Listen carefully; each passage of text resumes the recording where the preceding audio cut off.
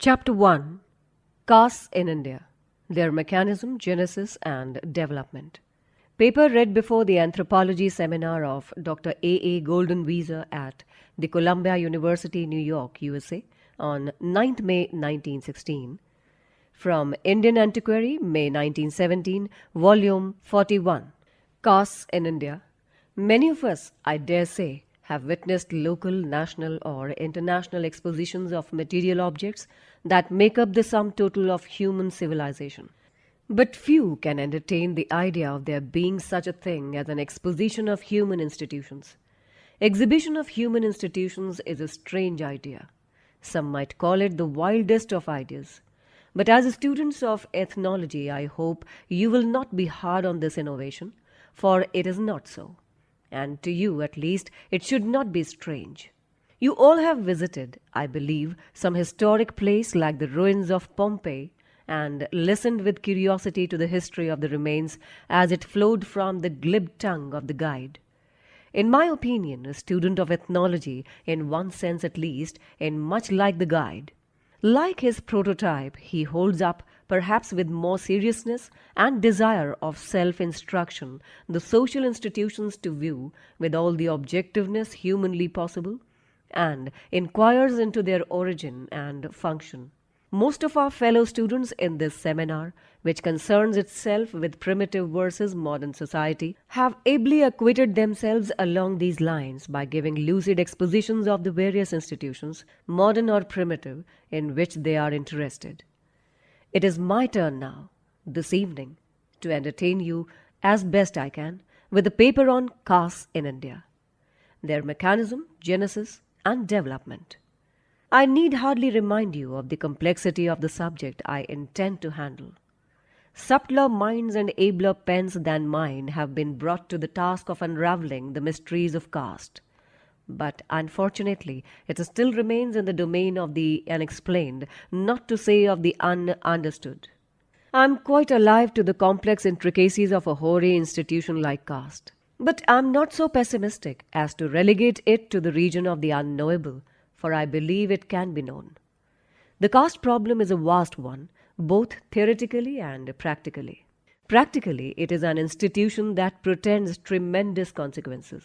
It is a local problem, but one capable of much wider mischief, for as long as caste in India does exist, Hindus will hardly intermarry or have any social intercourse with outsiders, and if Hindus migrate to other regions on earth, Indian caste would become a world problem. Reference: Ketkar, Caste, page 4. Reference completed. Theoretically, it has defied a great many scholars who have taken upon themselves, as a labor of love, to dig into its origin. Such being the case, I cannot treat the problem in its entirety. Time, space, and acumen, I am afraid, would all fail me if I attempted to do otherwise than limit myself to a phase of it, namely, the genesis, mechanism, and spread of the caste system. I will strictly observe this rule and will dwell on extraneous matters only when it is necessary to clarify or support a point in my thesis. To proceed with the subject, according to well-known ethnologists, the population of India is a mixture of Aryans, Dravidians, Mongolians, Scythians. All these stocks of people came into India from various directions and with various cultures centuries ago, when they were in a tribal state. They all in turn elbowed their entry into the country by fighting with their predecessors, and after a stomachful of it, settled down as peaceful neighbors. Through constant contact and mutual intercourse, they evolved a common culture that superseded their distinctive cultures. It may be granted that there has not been a thorough amalgamation of the various stocks that make up the peoples of India, and to a traveller from within the boundaries of India, the East presents a marked contrast in physique and even in colour to the West, as does the South to the North. But amalgamation can never be the sole criteria of homogeneity as predicated of any people. Ethnically, all people are heterogeneous. It is the unity of culture that is the basis of homogeneity. Taking this for granted, I venture to say that there is no country that can rival the Indian peninsula with respect to the unity of its culture. It has not only a geographic unity, but it has over and above all a deeper and a much more fundamental unity, the indubitable cultural unity that covers the land from end to end. But it is because of this homogeneity that caste becomes a problem so difficult to be explained. If the Hindu society were a mere federation of mutually exclusive units, the matter would be simple enough. But caste is a parceling of an already homogeneous unity, and the explanation of the genesis of caste is the explanation of this process of parceling. Before launching into our field of enquiry, it is better to advise ourselves regarding the nature of a caste. I will therefore draw upon a few of the best students of caste for their definitions of it. Number 1. Mr. Senart, a French authority, defines a caste as a close corporation, in theory at any rate rigorously hereditary, equipped with a certain traditional and independent organization, including a chief and a council, meeting on occasion in assemblies of more or less plenary authority and joining together at certain festivals, bound together by common occupations, which relate more particularly to marriage and to food, and to questions of ceremonial pollution, and ruling its members by the exercise of jurisdiction, the extent of which varies, but which succeeds in making the authority of the community more felt by the sanction of certain penalties, and above all, by final irrevocable exclusion from the group. Number 2. Mr. Nesfield defines a caste as a class of the community which disowns any connection with any other class and can neither intermarry nor eat nor drink with any but persons of their own community. Number 3. According to Sir H. Risley, a caste may be defined as a collection of families or groups of families bearing a common name, which usually denotes or is associated with a specific occupation, claiming common descent from a mythical ancestor, human or divine, professing to follow the same professional callings, and are regarded by those who are competent to give an opinion as forming a single homogeneous community. Number 4.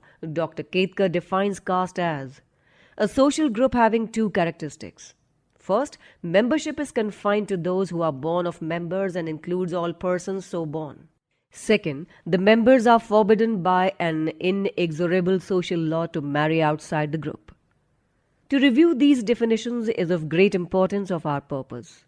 It will be noticed that, taken individually, the definitions of three of the writers include too much or too little. None is complete or correct by itself, and all have missed the central point in the mechanism of the caste system. Their mistake lies in trying to define caste as an isolated unit by itself, and not as a group within, and with definite relations to, the system of caste as a whole. Yet collectively all of them are complementary to one another, each one emphasizing what has been obscured in the other. By way of criticism, therefore, I will take only those points common to all castes in each of the above definitions, which are regarded as the peculiarities of castes, and evaluate them as such. To start with Mr. Senart, he draws attention to the idea of pollution as a characteristic of caste. With regard to this point, it may be safely said that it is by no means a peculiarity of caste as such. It usually originates in priestly ceremonialism and is a particular case of the general belief in purity. Consequently, its necessary connection with caste may be completely denied without damaging the working of caste. The idea of pollution has been attached to the institution of caste only because the caste that enjoys the highest rank is the priestly caste. While we know that priest and purity are old associates, we may therefore conclude that the idea of pollution is a characteristic of caste only insofar as caste has a religious flavor. Mr. Nesfield, in his way, dwells on the absence of messing with those outside the caste as one of its characteristics. In spite of the newness of the point, we must say that Mr. Nesfield has mistaken the effect for the cause. Caste, being a self-enclosed unit, naturally limits social intercourse, including messing, etc., to members within it. Consequently, this absence of messing with outsiders is not due to positive prohibition, but is a natural result of caste, that is, exclusiveness. No doubt, this absence of messing, originally due to exclusiveness, acquired the prohibitory character of a religious injunction, but it may be regarded as a later growth. Sir H. Risley makes no new point deserving of special attention. We now pass on to the definition of Dr. Kedkar, who has done much for the elucidation of the subject. Not only he is a native, but he has also brought a critical acumen and an open mind to bear on his study of caste. His definition merits consideration, for he has defined caste in its relation to a system of castes and has concentrated his attention only on those characteristics which are absolutely necessary for the existence of a caste within a system, rightly excluding all others as being secondary or derivative in character. With respect to his definition, it must, however, be said that in it there is a slight confusion of thought, lucid and clear as otherwise it is. He speaks of prohibition of intermarriage and membership by autogeny as the two characteristics of caste. I submit that these are but two aspects of one and the same thing, and not two different things as Dr. Kedkar supposes them to be. If you prohibit intermarriage, the result is that you limit membership to those born within the group. Thus, the two are the obverse and the reverse sides of the same medal. This critical evaluation of the various characteristics of caste leave no doubt that prohibition, or rather the absence of intermarriage, endogamy, to be concise, is the only one that can be called the essence of caste when rightly understood. But some may deny this on abstract anthropological grounds, for there exist endogamous groups without giving rise to the problem of caste. In a general way, this may be true, as endogamous societies, culturally different, making their abode in localities more or less removed, and having little to do with each other, are a physical reality. The Negroes and the whites and the various tribal groups that go by name of American Indians in the United States may be cited as more or less appropriate illustrations in support of this view. But we must not confuse matters, for in India the situation is different. As pointed out before, the people of India form a homogeneous whole. The various races of India occupying definite territories have more or less fused into one another and do possess cultural unity, which is the only criteria of a homogeneous population. Given this homogeneity as a basis, caste becomes a problem altogether new in character and wholly absent in the situation constituted by the mere propinquity of endogamous social or tribal groups. Caste in India means an artificial chopping off of the population into fixed and definite units, each one prevented from fusing into another through the custom of endogamy. Thus, the conclusion is inevitable that endogamy is the only characteristic that is peculiar to caste, and if we succeed in showing how endogamy is maintained, we shall practically have proved the genesis and also the mechanism of caste. It may not be quite easy for you to anticipate why I regard endogamy as a key to the mystery of the caste system. Not to strain your imagination too much, I will proceed to give you my reasons for it. It may not also be out of place to emphasize at this moment that no civilized society of today presents more survivals of primitive times than does the Indian society. Its religion is essentially primitive, and its tribal code, in spite of the advance of time and civilization, operates in all its pristine vigor even today. One of these primitive survivals, to which I wish particularly to draw your attention, in the custom of exogamy. The prevalence of exogamy in the primitive worlds is a fact too well known to need any explanation. With the growth of history, however, exogamy has lost its efficacy, and excepting the nearest blood kins, there is usually no social bar restricting the field of marriage. But regarding the peoples of India, the law of exogamy is a positive injunction even today. Indian society still savors of the clan system, even though there are no clans, and this can be easily seen from the law of matrimony, which centers round the principle of exogamy. For it is not sapindas, that is, bloodkins, cannot marry, but a marriage even between sagotras of the same class is regarded as a sacrilege. Nothing is therefore more important for you to remember than the fact that endogamy is foreign to the people of India. The various Gotras of India are and have been exogamous. So are the other groups with totemic organization.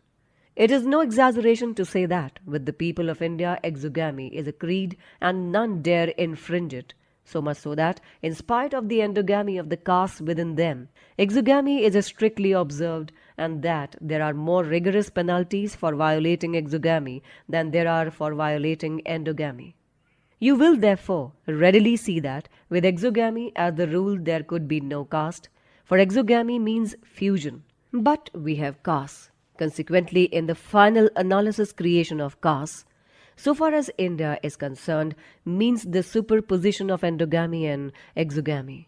However, in an originally exogamous population, an easy working out of endogamy, which is equivalent to the creation of caste, is a grave problem, and it is in the consideration of the means utilized for the preservation of endogamy against exogamy that we may hope to find the solution for our problem. Thus, the superposition of endogamy on exogamy means the creation of caste. But this is not an easy affair. Let us take an imaginary group that desires to make itself into a caste and analyze what means it will have to adopt to make itself endogamous. If a group desires to make itself endogamous, a formal injunction against intermarriage with outside groups will be of no avail, especially if prior to the introduction of endogamy, exogamy had been the rule in all matrimonial relations. Again, there is a tendency in all groups lying in close contact with one another to assimilate and amalgamate, and thus consolidate into a homogeneous society. If this tendency is to be strongly counteracted in the interest of caste formation, it is absolutely necessary to circumscribe a circle outside which people should not contract marriages. Nevertheless, this encircling to prevent marriages from without creates problems from within which are not very easy of solution. Roughly speaking, in a normal group, the two sexes are more or less evenly distributed, and generally speaking, there is an equality between those of the same age. The equality is, however, never quite realized in actual societies.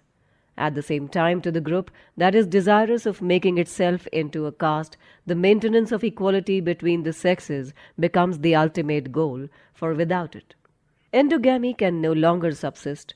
In other words, if endogamy is to be preserved, conjugal rights from within have to be provided for. Otherwise, members of the group will be driven out of the circle to take care of themselves in any way they can. But in order that the conjugal rights be provided from within, it is absolutely necessary to maintain a numerical equality between the marriageable units of the two sexes within the group desirous of making itself into a caste. It is only through a maintenance of such an equality that the necessary endogamy of the group can be kept intact, and a very large disparity is sure to break it.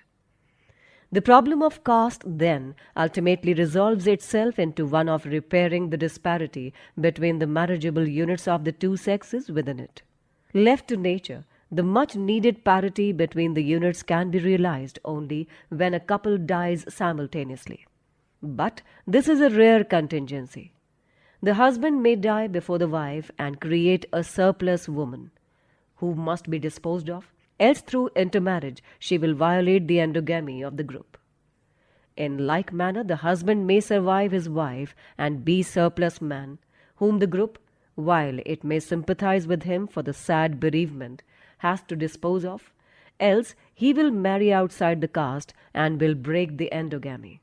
Thus, both the surplus man and the surplus woman constitute a menace to the caste if not taken care of, for not finding suitable partners inside their prescribed circle, and left to themselves they cannot find any, for if the matter be not regulated, there can only be just enough pairs to go round. Very likely they will transgress the boundary, marry outside, and import offspring that is foreign to the caste. Let us see what our imaginary group is likely to do with this surplus man and surplus woman. We will first take up the case of the surplus woman. She can be disposed of in two different ways so as to preserve the endogamy of the caste. First, burn her on the funeral pyre of her deceased husband and get rid of her. This, however, is rather an impracticable way of solving the problem of sex disparity. In some cases it may work. In others, it may not. Consequently, every surplus woman cannot be disposed of because it is an easy solution but a hard realization. And so the surplus woman, that is, widow, if not disposed of, remains in the group. But in her very existence lies a double danger. She may marry outside the caste and violate endogamy, or she may marry within the caste and through competition encroach upon the chances of marriage that must be reserved for the potential brides in the caste. She is therefore a menace in any case, and something must be done to her if she cannot be burned along with her deceased husband. The second remedy is to enforce widowhood on her for the rest of her life. So far as the objective results are concerned, burning is a better solution than enforcing widowhood. Burning the widow eliminates all the three evils that a surplus woman is fraught with. Being dead and gone, she creates no problem of remarriage either inside or outside the caste. But compulsory widowhood is superior to burning because it is more practicable.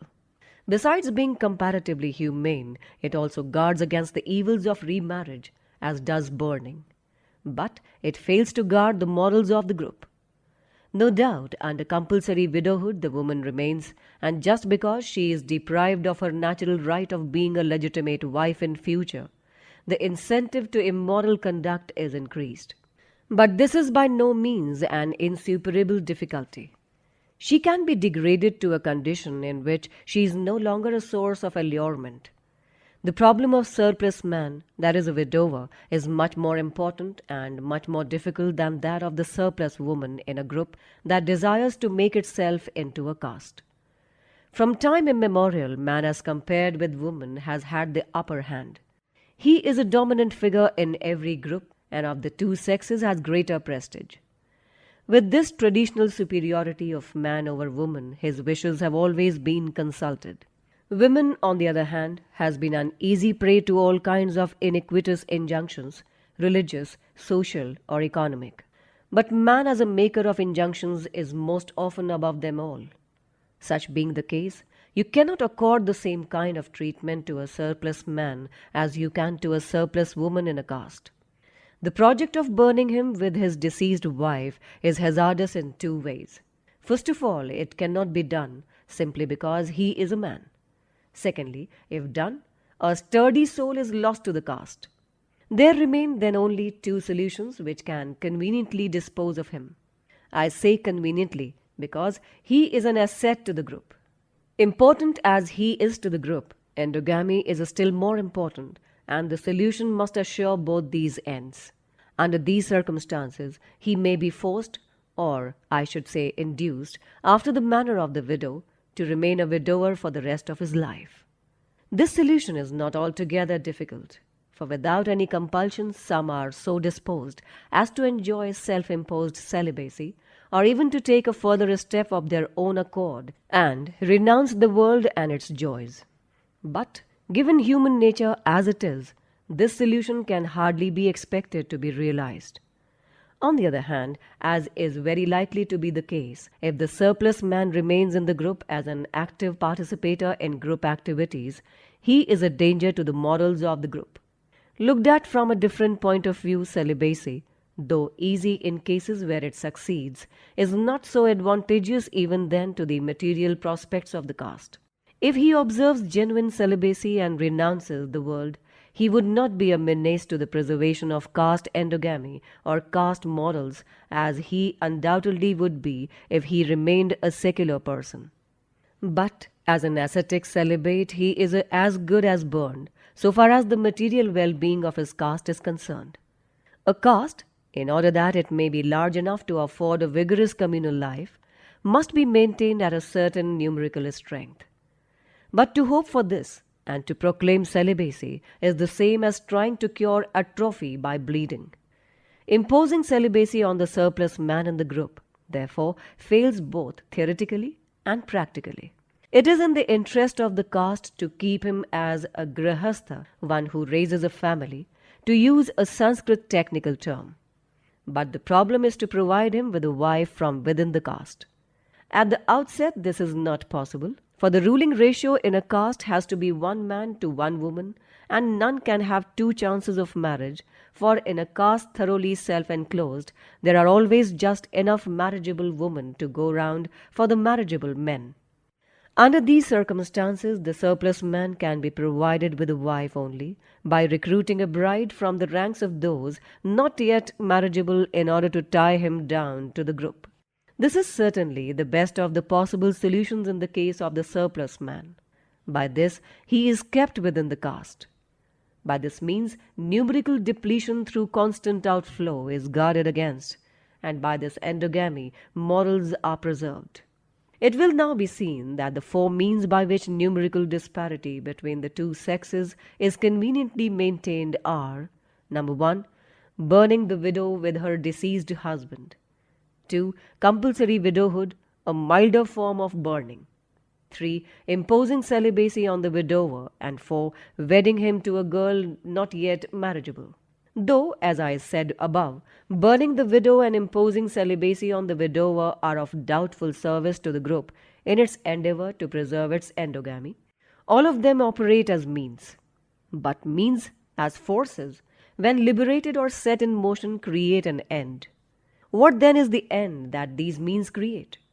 They create and perpetuate endogamy, while caste and endogamy, according to our analysis of the various definitions of caste, are one and the same thing. Thus, the existence of these means is identical with caste, and caste involves these means. This, in my opinion, is the general mechanism of a caste in a system of castes.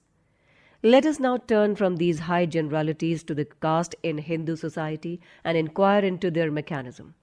I need hardly premise that there are a great many pitfalls in the path of those who try to unfold the past, and caste in India, to be sure, is a very ancient institution. This is especially true where there exist no authentic or written records, or where the people, like the Hindus, are so constituted that to them writing history is a folly, for the world is an illusion.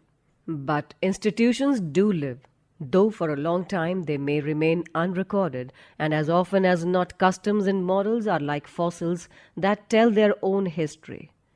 If this is true, our task will be amply rewarded if we scrutinize the solution the Hindus arrived at to meet the problems of the surplus man and surplus woman.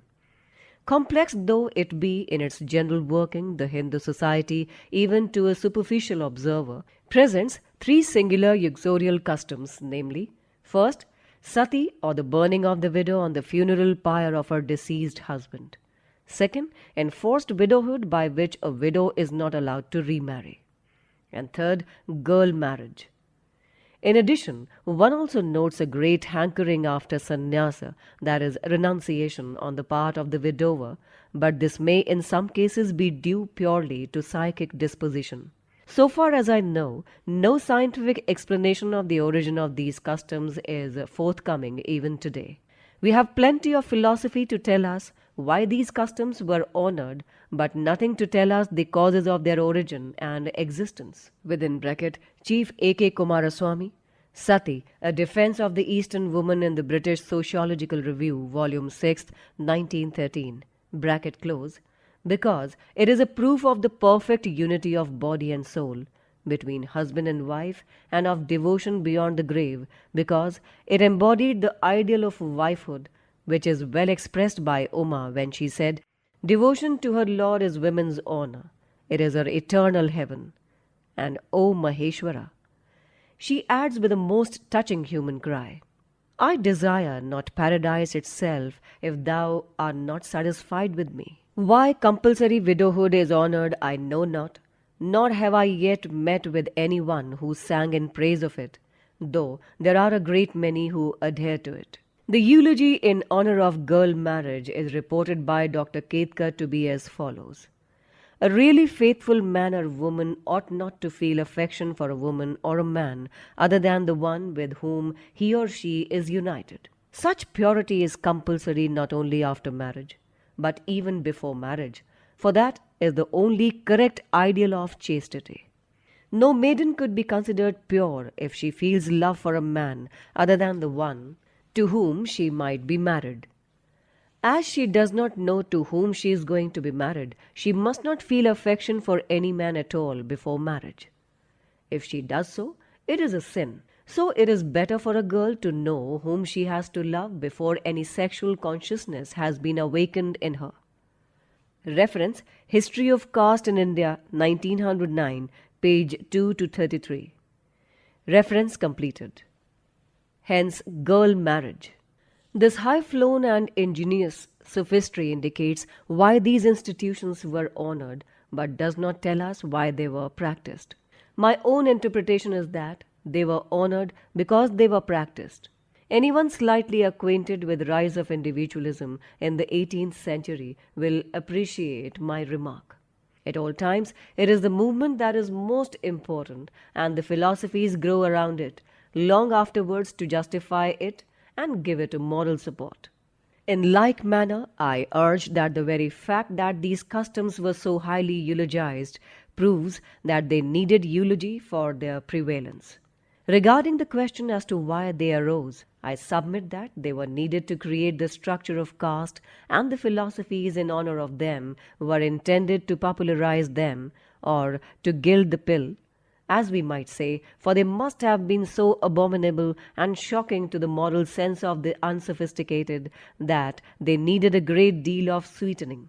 These customs are essentially of the nature of means, though they are represented as ideals. But this should not blind us from understanding the results that flow from them. One might safely say that idealization of means is necessary, and in this particular case was perhaps motivated to endow them with greater efficacy. Calling a means an end does no harm, except that it disguises its real character. But it does not deprive it of its real nature, that of a means. You may pass a law that all cats are dogs, just as you can call a means an end. But you can no more change the nature of means thereby than you can turn cats into dogs. Consequently, I am justified in holding that, whether regarded as ends or as means, sati, enforced widowhood, and girl marriage are customs that were primarily intended to solve the problem of the surplus man and surplus woman in a caste and to maintain its endogamy. Strict endogamy could not be preserved without these customs, while caste without endogamy is a fake. Having explained the mechanism of the creation and preservation of caste in India, the further question as to its genesis naturally arises. The question or origin is always an annoying question, and in the study of caste it is sadly neglected. Some have connived at it, while others have dodged it. Some are puzzled as to whether there could be such a thing as the origin of caste, and suggest that, if we cannot control our fondness for the word origin, we should better use the plural form, namely, origins of caste. As for myself, I do not feel puzzled by the origin of caste in India, for, as I have established before, endogamy is the only characteristic of caste, and when I say origin of caste, I mean the origin of the mechanism for endogamy. The atomistic conception of individuals in a society so greatly popularized, I was about to say vulgarized, in political orations is the greatest humbug. To say that individuals make up society is trivial. Society is always composed of classes. It may be an exaggeration to assert the theory of class conflict, but the existence of definite classes in a society is a fact. Their basis may differ. They may be economic or intellectual or social, but an individual in a society is always a member of a class. This is a universal fact. An early Hindu society could not have been an exception to this rule, and as a matter of fact, we know it was not. If we bear this generalization in mind, our study of the genesis of caste would be very much facilitated, for we have only to determine what was the class that first made itself into a caste.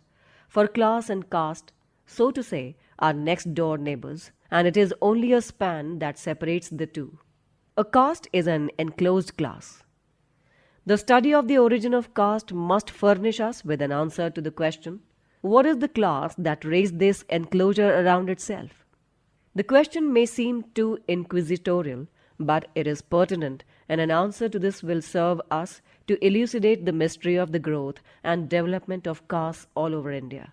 Unfortunately, a direct answer to this question is not within my power.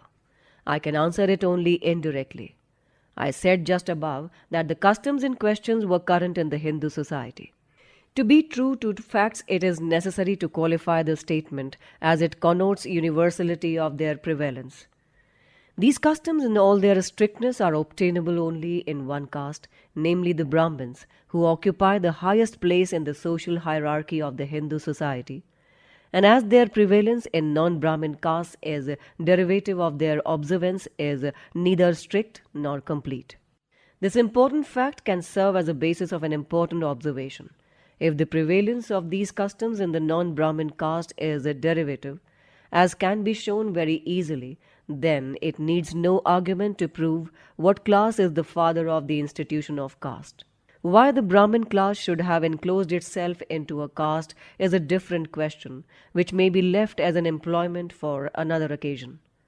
But the strict observance of these customs and the social superiority arrogated by the priestly class in all ancient civilizations are sufficient to prove that they were the originators of this unnatural institution, founded and maintained through these unnatural means. I now come to the third part of my paper regarding the question of the growth and spread of the caste system all over India. The question I have to answer is, how did the institution of caste spread among the rest of the non-Brahmin population of the country? The question of the spread of the caste all over India has suffered a worse fate than the question of Genesis.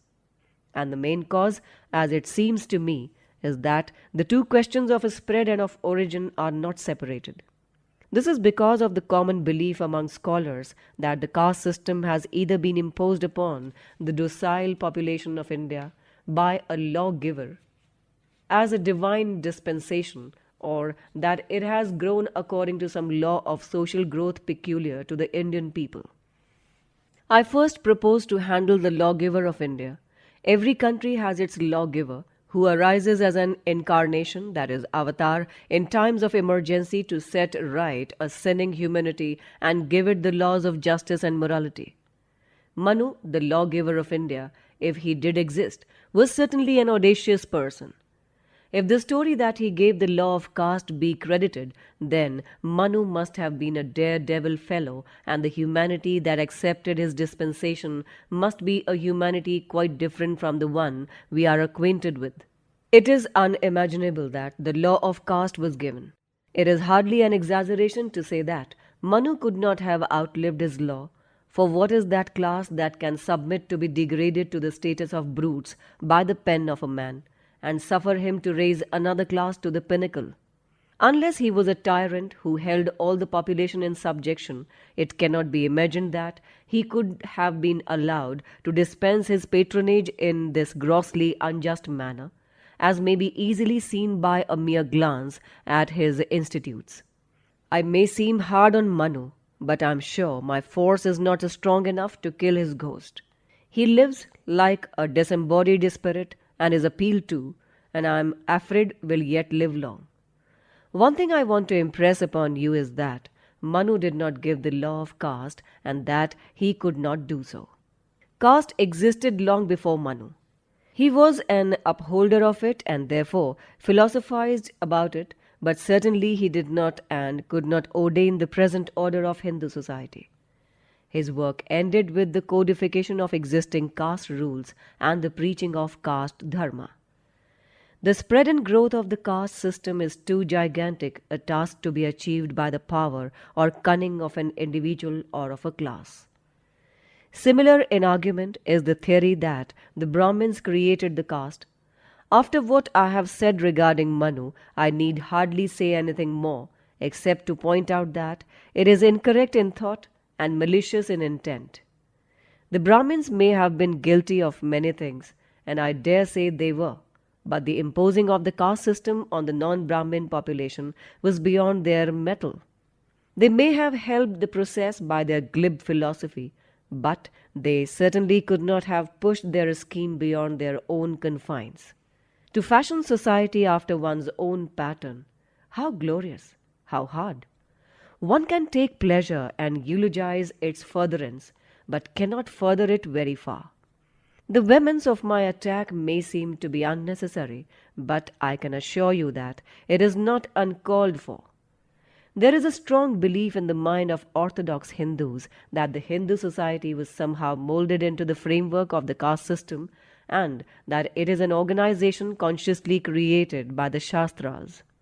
Not only does this belief exist, but it is being justified on the ground that it cannot but be good because it is ordained by the Shastras and the Shastras cannot be wrong. I have urged so much on the adverse side of this attitude, not because the religious sanctity is grounded on scientific basis, not to help those reformers who are preaching against it. Preaching did not make the caste system, neither will it unmake it. My aim is to show the falsity of the attitude that has exalted religious sanction to the position of a scientific explanation. Thus, the great man theory does not help us very far in solving the spread of castes in India. Western scholars, probably not much given to hero worship, have attempted other explanations. The nuclei around which have formed the various castes in India are, according to them, number 1, occupation, number 2, survivals of tribal organizations, etc., 3, the rise of new belief, and number 4, crossbreeding, and 5, migration. The question may be asked whether these nuclei do not exist in other societies and whether they are peculiar to India. If they are not peculiar to India but are common to the world, why is it that they did not form caste on other parts of this planet? Is it because those parts are holier than the land of the Vedas, or that the professors are mistaken? I am afraid that the latter is the truth. In spite of the high theoretic value claimed by the several authors for their respective theories based on one or the other of the above nuclei, one regrets to say that, on close examination, they are nothing more than filling illustrations. What Matthew Arnold means by the grand name without the grand thing in it. Such are the various theories of caste advanced by Sir Denzil Ibbotson, Mr. Nesfield, Mr. Senart, and Sir H. Risley. To criticize them in a lump would be to say that they are a disguised form of the petitio principii of formal logic. To illustrate, Mr. Nesfield says that function and function only was the foundation upon which the whole system of caste in India was built up. But he may rightly be reminded that he does not very much advance our thought by making the above statement, which practically amounts to saying that castes in India are functional or occupational, which is a very poor discovery. We have yet to know from Mr. Nesfield why is it that an occupational group turned into an occupational caste. I would very cheerfully have undertaken the task of dwelling on the theories of other ethnologists, had it not been for the fact that Mr. Nesfield's is a typical one. Without stopping to criticize those theories that explain the caste system as a natural phenomenon occurring in obedience to the law of disintegration as explained by Herbert Spencer in his Formula of Evolution, or as natural as the structural differentiation within an organism, to employ the phraseology of orthodox apologists, or as an early attempt to test the laws of eugenics, as all belonging to the same class of fallacy which regards the caste system as inevitable or as being consciously imposed in anticipation of these laws on a helpless and humble population, I will now lay before you my own view on the subject. We shall be well advised to recall at the outset that the Hindu society, in common with other societies, was composed of classes, and the earliest known are the 1. Brahmins or the priestly class, number 2, the Kshatriya or the military class, number 3, the Vaishya or the merchant class, and 4, the Shudra or the artisan and menial class. Particular attention has to be paid to the fact that this was essentially a class system in which individuals, when qualified, could change their class, and therefore classes did change their personnel. At some time in the history of the Hindus, the priestly class socially detached itself from the rest of the body of people and through a closed-door policy became a caste by itself. The other classes, being subject to the law of social division of labor, underwent differentiation, some into large, others into very minute groups. The Vaishya and Shudra classes were the original inch-earth plasm which formed the sources of the numerous castes of today. As the military occupation does not very easily lend itself to very minute subdivision, the Kshatriya class could have differentiated into soldiers and administrators.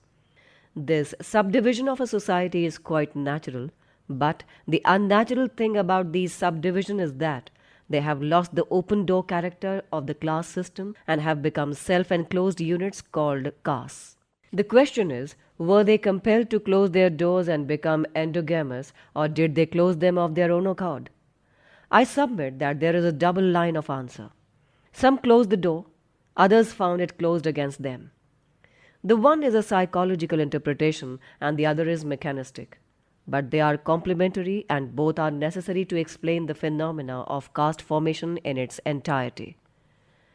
I will first take up the psychological interpretation. The question we have to answer in this connection is, why did these subdivision or classes, if you please, industrial, religious or otherwise, become self-enclosed or endogamous? My answer is because the Brahmins were so. Endogamy or the closed-door system was a fashion in the Hindu society, and as it had originated from the Brahmin caste, it was wholeheartedly imitated by all the non-Brahmin subdivisions or classes, who in their turn became endogamous castes. It is the infection of imitation that caught all these subdivisions on their onward march of differentiation and has turned them into castes. The propensity to imitate is a deep-seated one in the human mind and need not be deemed an inadequate explanation for the formation of the various castes in India. It is so deep-seated that Walter Bagehot argues that we must not think of imitation as voluntary or even conscious. On the contrary, it has its seat mainly in very obscure parts of the mind, whose notions, so far from being consciously produced, are hardly felt to exist, so far from being conceived beforehand, are not even felt at the time. The main seat of the imitative part of our nature is our belief, and the causes predisposing us to believe this or disinclining us to believe that are amongst the obscurest parts of our nature. But as to the imitative nature of credulity, there can be no doubt. Reference: Physics and Politics, 1915, page 60. Reference completed. This propensity to imitate has been made the subject of a scientific study by Gabriel Tard, who lays down 3 laws of imitation. One of his 3 laws is that imitation flows from the higher to the lower, or to quote his own words, given the opportunity, a nobility will always and everywhere imitate its leaders, its kings or sovereigns, and the people likewise, given the opportunity, its nobility. Reference: Laws of Imitation, Tr. by E.C. Parsons, 2nd edition, page 217. Reference completed. Another of Tard's laws of imitation is that the extent or intensity of imitation varies inversely in proportion to distance, or in his own words, the thing that is most imitated is the most superior one of those that are nearest. In fact, the influence of the model's example is efficacious inversely to its distance as well as directly to its superiority. Distance is understood here in its sociological meaning.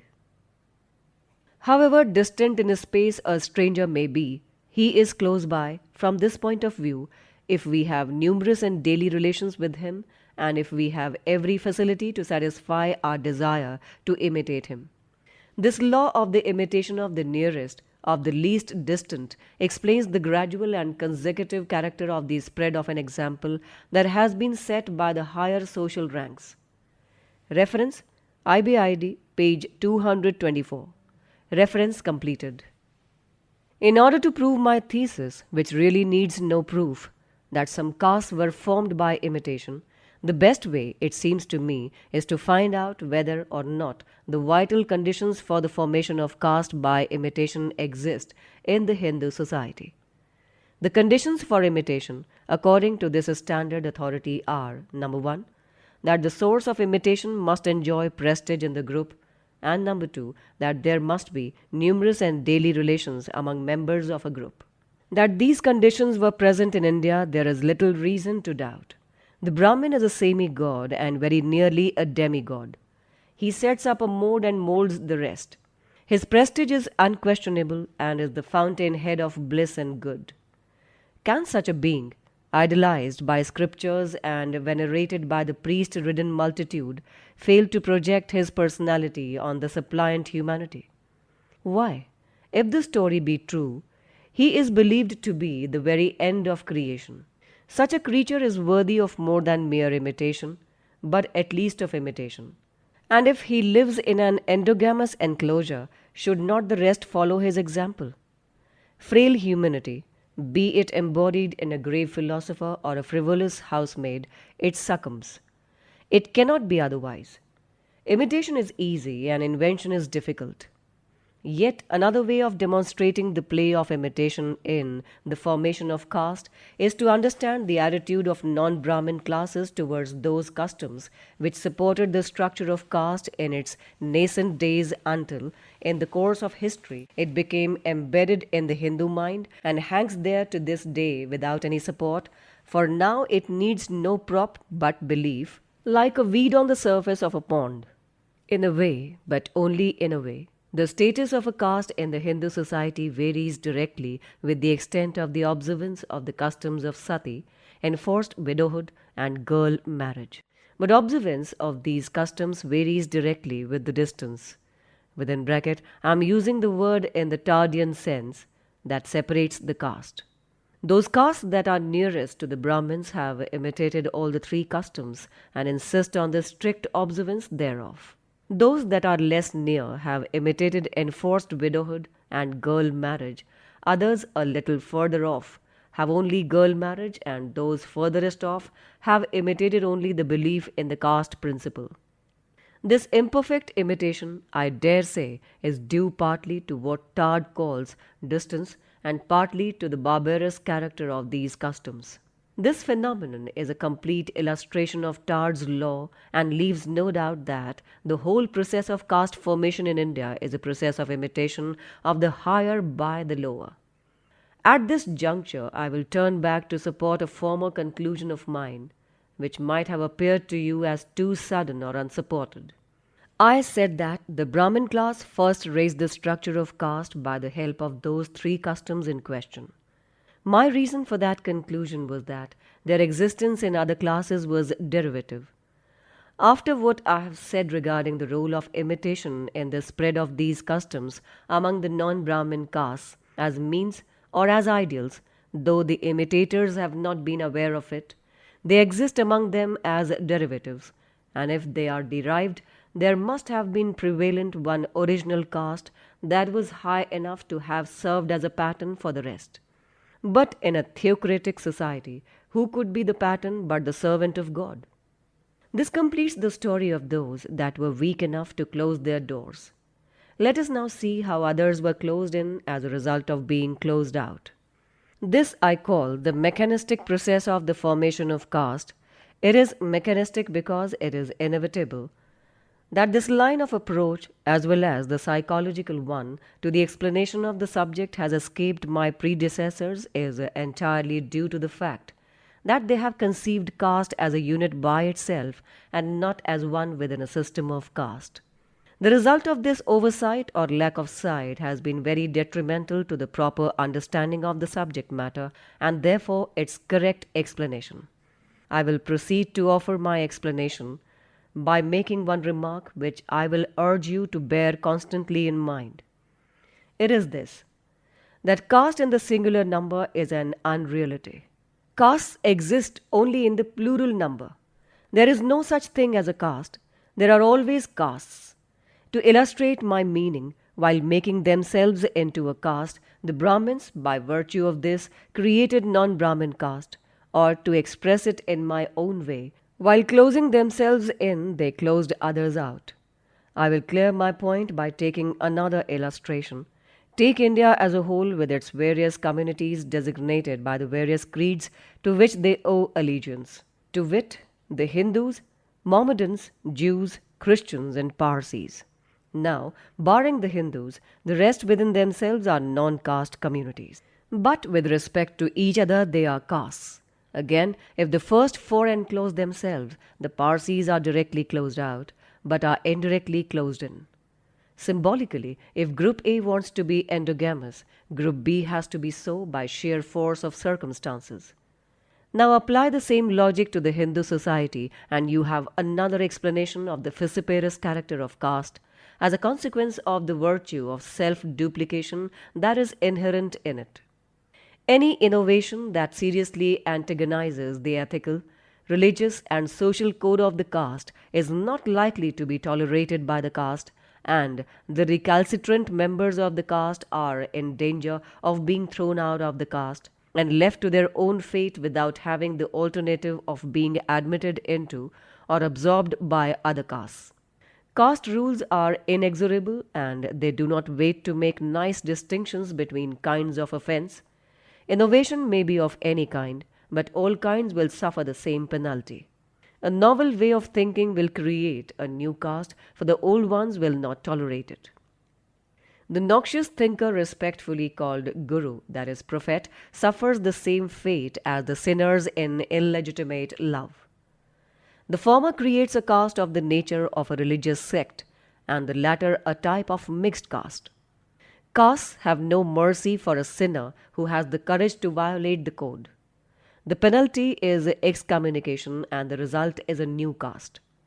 It is not peculiar Hindu psychology that induces the excommunicated to form themselves into a caste, far from it. On the contrary, very often they have been quite willing to be humble members of some caste, higher by preference if they could be admitted within its fold.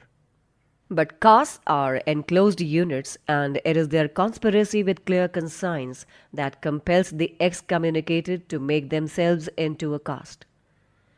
The logic of this obdurate circumstance is merciless, and it is in obedience to its force that some unfortunate groups find themselves enclosed, because others in enclosing themselves have closed them out, with the result that new groups formed on any basis obnoxious to the caste rules by a mechanical law are constantly being converted into castes to a bewildering multiplicity. Thus is told the second tale in the process of caste formation in India. Now, to summarize the main points of my thesis, in my opinion, there have been several mistakes committed by the students of caste which have misled them in their investigations.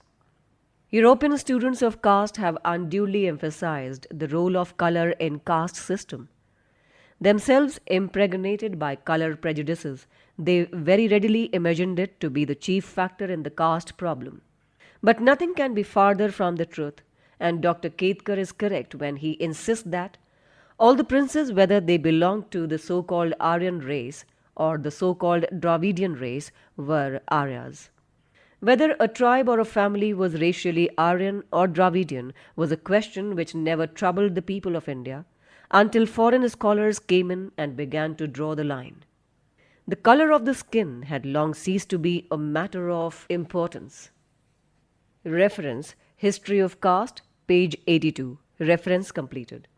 Again, they have mistaken mere descriptions for explanation and fought over them as though they were theories of origin. There are occupational, religious, etc. castes, it is true, but it is by no means an explanation of the origin of caste.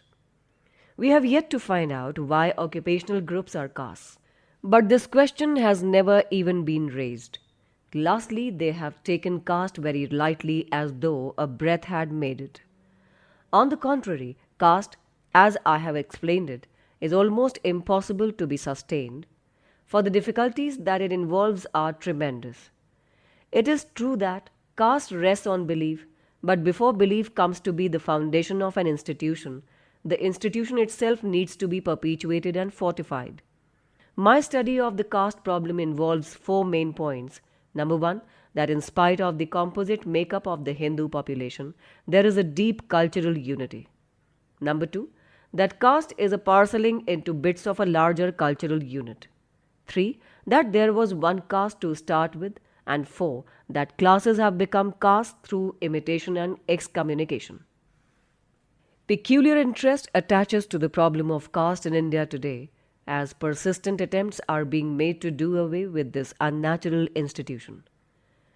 Such attempts at reform, however, have aroused a great deal of controversy regarding its origin as to whether it is due to the conscious command of a supreme authority or is an unconscious growth in the life of a human society under peculiar circumstances. Those who hold the latter view will, I hope, find some food for thought in the standpoint adopted in this paper. Apart from its practical importance, the subject of caste is an all-absorbing problem, and the interest aroused in me regarding its theoretic foundations has moved me to put before you some of the conclusions which seem to me well-founded and the grounds upon which they may be supported.